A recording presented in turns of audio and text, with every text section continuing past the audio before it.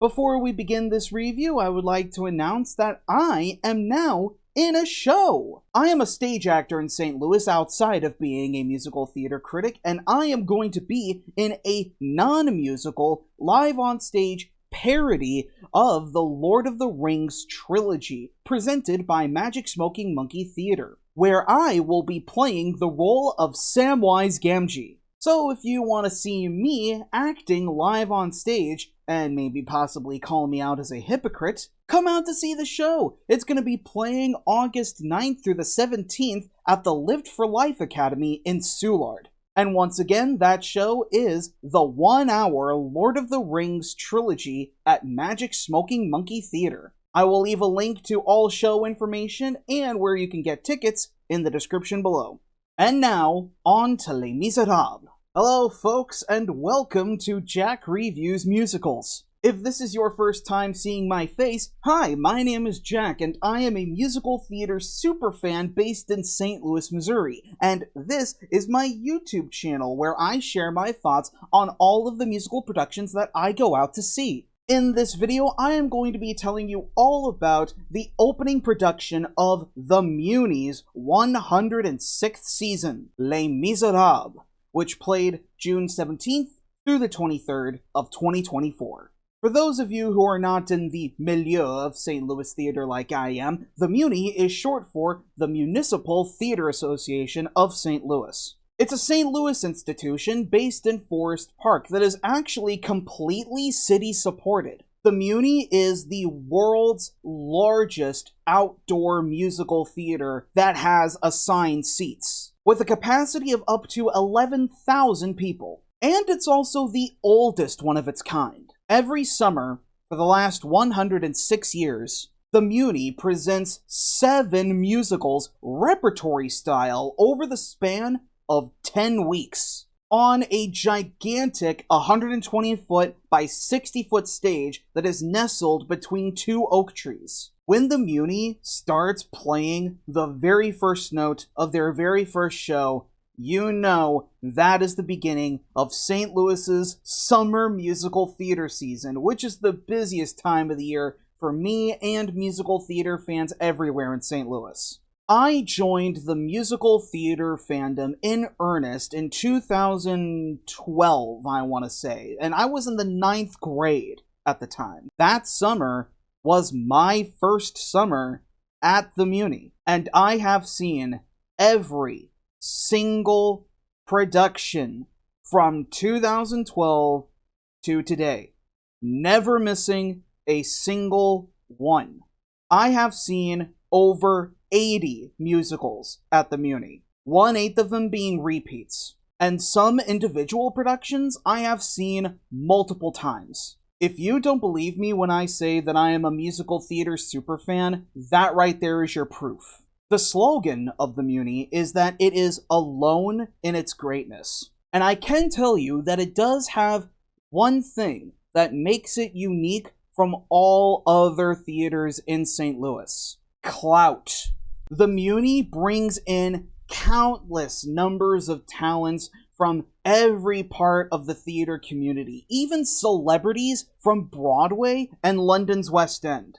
The last time the Muny did Les Mis was in 2013, a production that I had the privilege of seeing in the front row.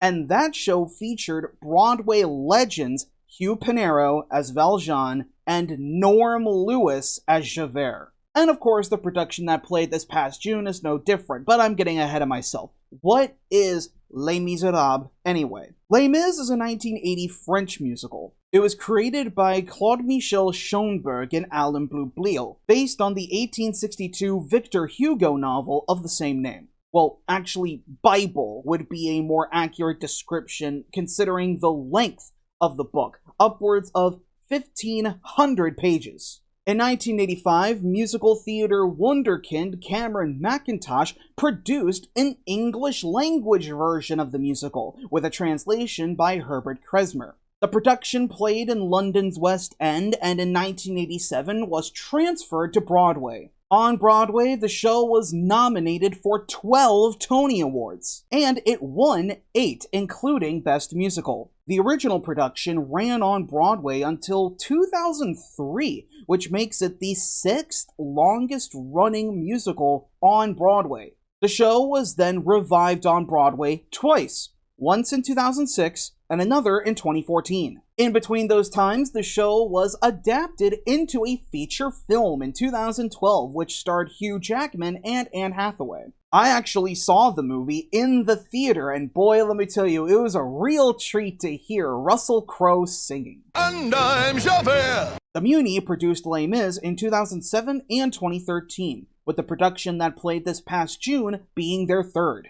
Les Misérables is the decade-spanning story of the life of Jean Valjean. He is a convict in early 1800s France. He is being released on parole from a 19-year prison sentence from stealing bread to feed his starving family. And because Valjean has to display his parole ticket everywhere he goes, he is unable to find a job or find a shelter. And so he begins to resort to a life of crime again. He steals silverware from the Bishop of D in the middle of the night, but he immediately gets caught red-handed. But when Valjean is taken in by the police, the Bishop of D actually intervenes, saying that he gave the silver to Valjean as a gift. And so, of course, Valjean goes free. And Valjean is absolutely gobsmacked by the bishop's act of mercy and generosity, and he feels so ashamed that he had to steal from a holy man. Valjean ends up having an epiphany that actually causes him to regain his faith in humanity. And so Valjean decides to start his life all over again. He shreds up his parole ticket, throws it to the winds, and he assumes a new identity. One where he dedicates himself to helping the downtrodden, becoming a respectable member of society. Over the decades, Valjean becomes the owner of a factory, the mayor of a small town, and even a philanthropist. But the show primarily focuses on two of Valjean's most important gifts that he was given in his new life. Becoming the adoptive father for the daughter of a dying factory worker, and joining a rebellion of young students fighting against the tyranny of the French monarchy. The three people that stand in Valjean's way are the Thénardiers, a husband and wife team of con artists that live off of other people's misery, and Javert. He's a police officer who has been on an obsessive manhunt for Valjean since the moment that he broke his parole. Les Misérables is an epic story with a sweeping scope, and it's about a subject that definitely deserves that scale. Fighting for social change. About helping people in need, being responsible for your community. It's about redemption, second chances. And it's also about the cruelty of people who abuse power and of what happens when the abused fight back. It's a story that is very relevant now and will continue to be relevant in the future. Especially because the show really does give the gravitas that these themes deserve. A bombastic symphonic score, incredible musical soliloquies, and an enormous ensemble cast. It's at the top of many people's lists of favorite musicals for a reason. And I would say it was up there for me too, but there is something that keeps me from placing it more towards the top.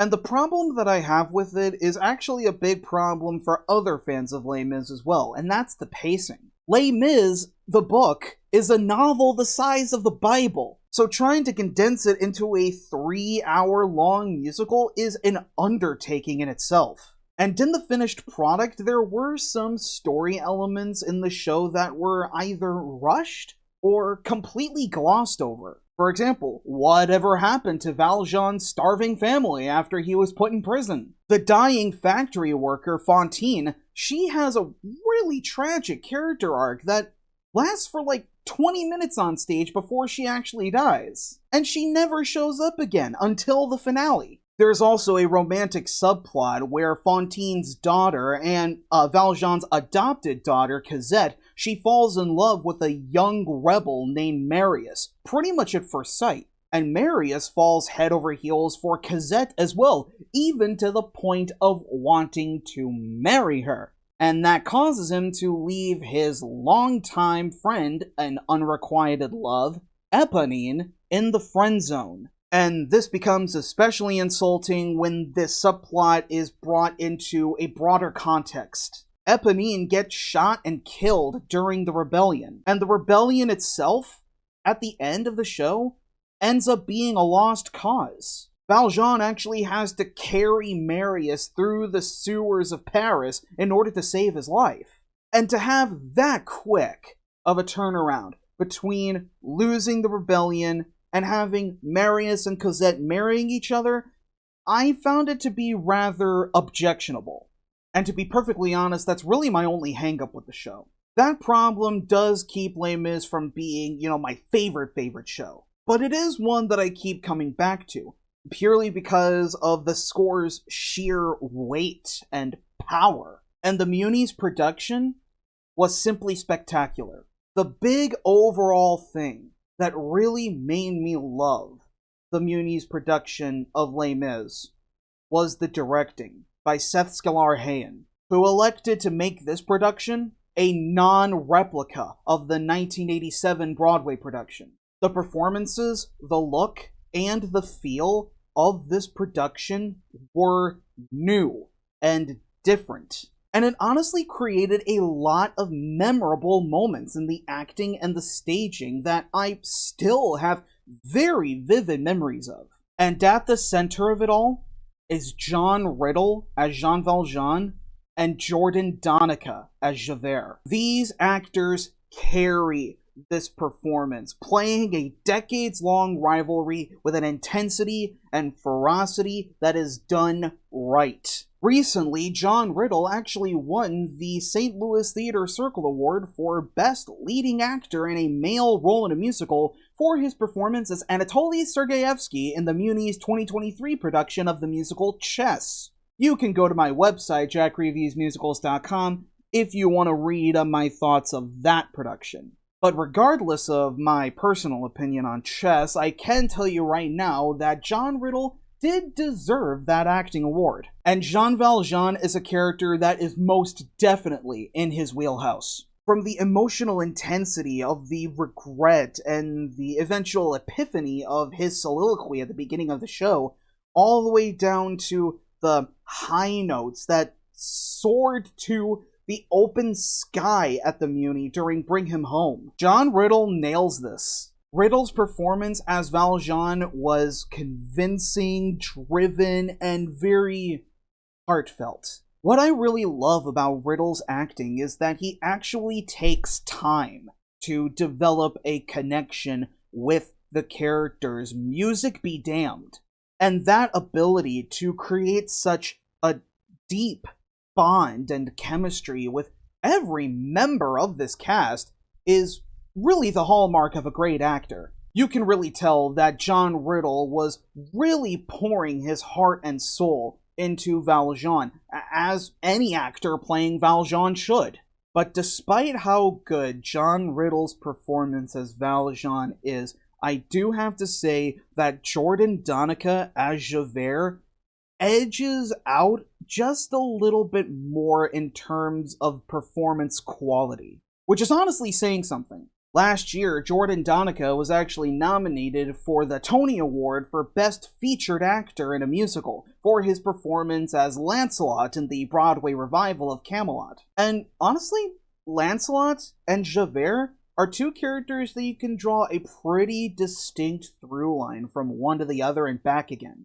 Javert in Les Mis is one of my favorite antagonists in musical theater. He actually represents the same archetype as two more of my favorite villains, Judge Turpin in Sweeney Todd and Frollo in Hunchback of Notre Dame. That archetype being the soldier of God, quote-unquote, who does everything in their power to make sure that they uphold their narrow view of what a just society means to them. Javert is a character who is cold, calculating, and authoritative, without any regard for human empathy. A perfect foil for Valjean. And the gusto that Jordan Donica puts into this performance honestly makes you feel the wrath of God, to the point where you were like, oh my god, am I actually seeing this at the Muny? Now you start to get a hint that Javert is, kind of overboard a little bit with a sense of justice with, the song Stars, because, it was a very powerful, very moving rendition. And even when we first meet Javert after the opening of the show, about 8 years after, Valjean breaks parole and Javert's, finding him, when we meet him back again, we figure that's just pure dumb luck. But then later, when we actually see him actually stalking Valjean for 10 fucking years straight, we're like, okay, whoa, dude, that's a bit much. And then finally, in Javert's suicide, Jordan Donica just fucking full sends it. He starts going completely manic. The opening lyric of Javert's suicide is screamed. And for a good chunk of the song, he's wandering around the stage having a gun pointed to his head. And it was like literally, you see this? Edge of seat? Butt.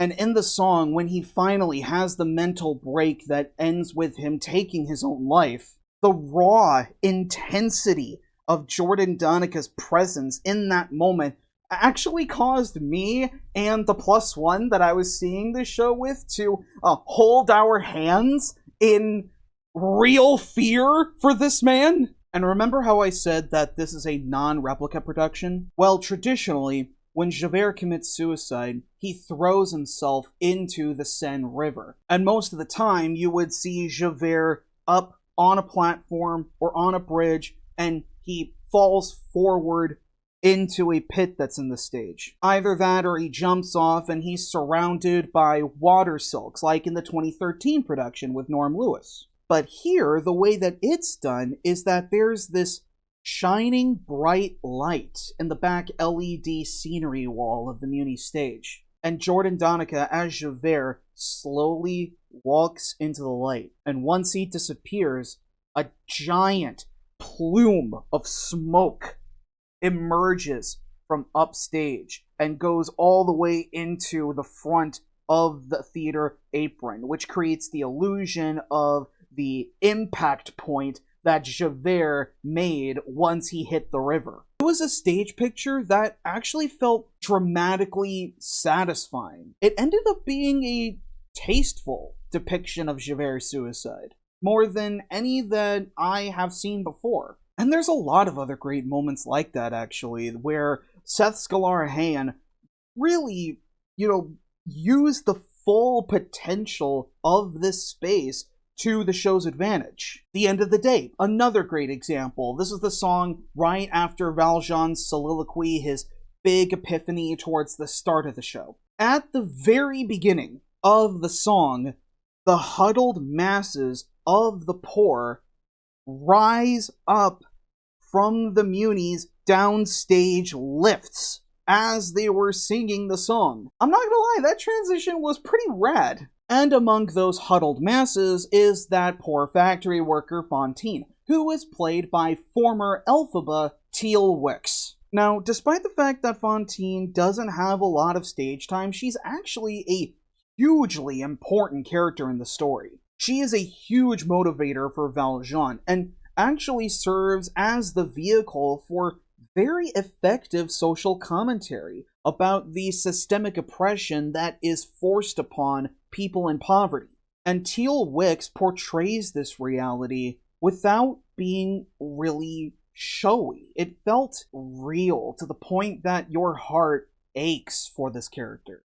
Her performance of I Dreamed a Dream, compared to other people who have done it in the past, and also for a stage like the Muny's, felt very understated and very restrained, but the emotion was no less powerful. And rushed as it was, the way that Teal Wicks portrays Fantine's arc from struggling to being destitute to now dying was actually very convincing. You really get a sense through Teal Wicks of Fantine's deterioration and desperation. It was a really solid performance overall. Now I'm going to talk about another cameo role. Beloved St. Louis native actor Ken Page as the Bishop of D. Many of you would know Ken Page as the voice of Oogie Boogie in The Nightmare Before Christmas. And die-hard musical fans like me would know that he was Old Deuteronomy in the original Broadway company of Cats. And he even appears in the 1998 Pro Shot, which I watched all the time on VHS as a kid. Ken Page has performed at the Muny for his entire acting career, and he is beloved. And as the Bishop of D in Les Mis, he is wonderful as always. And again, as short as his time on stage was, Ken Page really radiated that warmth and that kindness that is really required of a character like the Bishop. He has a very rich bass voice that really makes you feel all fuzzy inside. That he can really change the heart of a hardened criminal. The con artist couple, the Thénardiers, are played by Red Concepcion and Jade Jones. And those two are just a couple of scene-stealing toads. They are consistently funny with very broad physical comedy chops, and they're just totally shameless in their greediness, blissfully unaware of their own stupidity and neglect. Madame Thénardier's iconic aside during Master of the House is a highlight of the show, and Jade Jones's performance really sells it. The triangle of young lovers are played in the show by Gracie Annabelle Parker as Cosette, Peter Neuruther as Marius, and Emily Bautista as Eponine. Parker's Cosette and Neuruther's Marius both have great chemistry and voices that harmonize really well together. Parker's performance of In My Life, she perfectly captured that zealous curiosity of a sheltered young woman. It was a highlight of the show, to be sure, but probably my favorite piece of staging in the entire show was empty chairs at empty tables. Now, Peter Neuruther already gives a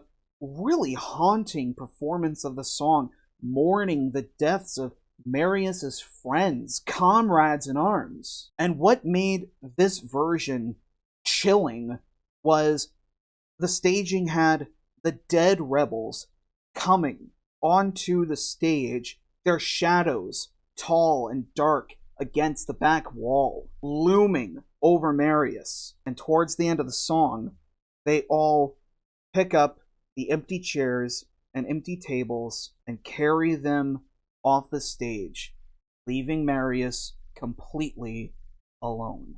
I want to see more productions of Les Mis making that production choice with empty chairs and empty tables. If it was in a more intimate setting, let me tell you, there would not be a dry eye in the house. Now, the strongest performance of the three lovers came from Emily Bautista as Eponine. And Emily Bautista's unrequited love for Marius is really tangible in her vocal. She really does have this profound sadness to her that was really sympathetic. Her performance of On My Own was so powerful and packed with emotion that the audience actually erupted into applause after the song's climax. Not even the end of the song, the climax of it.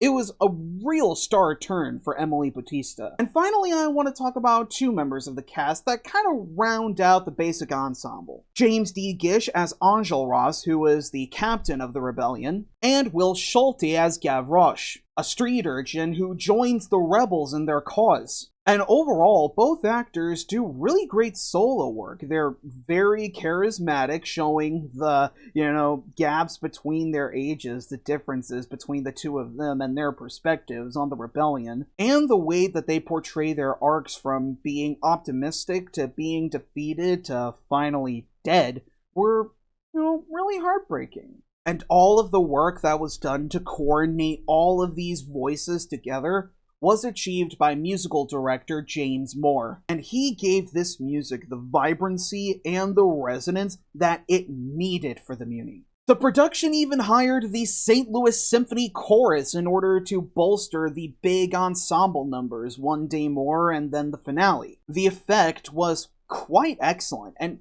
rather seamless. Overall, the staging by Seth Scolarahan, the director, and also Jesse Robb, the choreographer, it felt dynamic, realistic. It was incredible. Like, you can tell from how vivid my descriptions are of those highlights from the production that their work revealed so much care and insight and meticulousness that they really had into the material. The set for this production was designed by Ann Beiersdorfer. The set consists of bare bones ladder rungs that come together to form scaffolds. Actually, the visual aesthetic for the set is reminiscent of Émile Bayard's crosshatch illustrations in the Les Mis novel that serves as the musical's marketing images. The scaffolds are versatile set pieces that move and change configuration several times in the show, and they even completely clear a way to leave the bare stage open for more of the intense songs and those big group numbers. In fact, there was actually a really good first impression the set made with, the first song, Look Down, where we see the prisoners and Valjean's chain gang, pulling up to the stage. Now, you remember I said that there were lifts downstage, that go up and down to serve as transitions between scenes or having playing areas in their own right? Well, at the start of the show, on stage right, I think? Yeah, it was stage right. There was a large mill that, during Look Down, the prisoners actually rotate the mill to cause the set on stage to rotate on the Muny's giant turntable. And that rotation of the set on the turntable reveals other prisoners languishing behind bars. It was honestly a really creative visual and a nice use of the turntable. And then, of course, we have the show's iconic barricades formed by the rebels. In the Muny's production, the barricades are, instead of being made, just from furniture, they are made from entire buildings stuffed with furniture, spanning the stage's entire length and half of its height. And these rebels boarded up every surface, every open hole that they could find, whatever furniture that they had on hand. And there's even a staircase that runs down the middle of the barricade, going up to the building's second level. And it actually allowed for even more action in the barricade itself, which was really original. The versatility of the set was aided by the video design by Sean Dewan, as well as the lighting designed by Jason Lyons. Dewan's video projections and Lyons' lights have a very painterly, illustrative quality. And when combined together with the set, it really does look like that the novel's illustrations are coming to life. Even down to the title cards that keep track of the time and place. And that aesthetic is even reflected in the costumes and the hair and makeup design, which is really impressive. The costumes were designed by Gail Baldoni, and the hair and makeup were designed by Ashley Ray Callahan. So, overall, the Muny's June 2024 production of Les Misérables is a musical theater triumph. It's a thrilling, beautiful rendition of the show, different from the way that it's traditionally done in many respects, but it's no less poignant, and the amount of effort and talent that was put into it is impressive. It really was a nice breath of fresh air infused into an old beloved chestnut. In conclusion, Les Misérables has proven to be a fantastic opening to the Muny's 106th season, and I cannot wait to see where they go from here. So, the Muny's production of Les Misérables, did you see it? What did you think about it? Also, question of the day, what is your favorite musical to come out of the mega musical era of the 1980s? Comment below, let me know.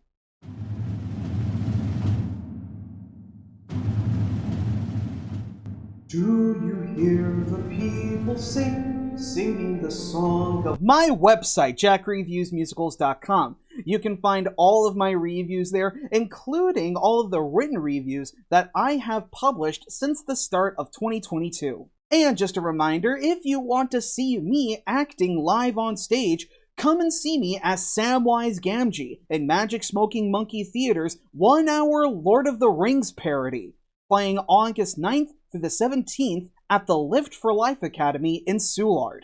If you enjoyed this review, make sure to leave a like on the video and subscribe to the channel if you want to see more St. Louis musical theater reviews coming very soon. Thank you so much for watching, and until next time, long live the musical!